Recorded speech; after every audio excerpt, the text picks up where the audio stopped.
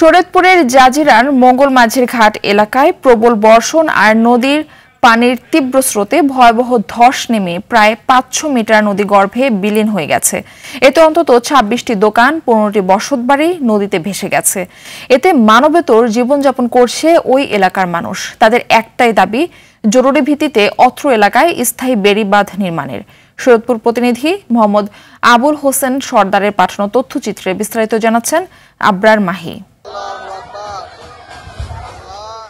গেল সোমবার বিকেল ৪টায় হঠাৎ করে প্রায় ২০০ মিটার জুড়ে বাঁধ ধসে পড়ে। এই ভাঙন অব্যাহত থাকায় দফায় দফায় প্রায় ৪৫০ মিটার নদী গর্ভে বিলীন হয়ে যায়। বাড়িঘর, ব্যবসা প্রতিষ্ঠান হারিয়ে আতঙ্কে দিন কাটাচ্ছে ওইসব এলাকার মানুষ। তাদের ঘরবাড়ি অন্যত্র সরিয়ে নিয়ে কোন রকম জীবনযাপন করছে। মাল সামান গুছাইতে গেছে, ওরা ডালা খুলছে, ডালা খুললে মনে বুঝেন চাল দিয়ে কিছু বাড়ায়, এই চাল দিয়ে গেল গা। সম্পূর্ণ বিল্ডিং ফিল্ডিং যা আসলো দোকান পাটলে সব গেছে গা।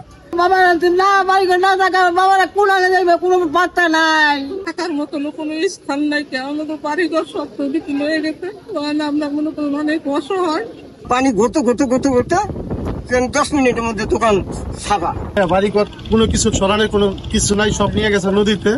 যারাই নেই মানে সরকার থেকে আমরা সবার সাহায্য চাই। এ বিষয়ে পানি উন্নয়ন বোর্ডের নির্বাহী প্রকৌশলী তারিক হাসান জানান, ভাঙন প্রতিরোধে তাদের যাবতীয় কার্যক্রম অব্যাহত থাকবে। সকাল থেকে ডাম্পিং শুরু করছি এবং এই ভাঙন প্রতিরোধে আমাদের কাজ অব্যাহত থাকবে, চলমান থাকবে।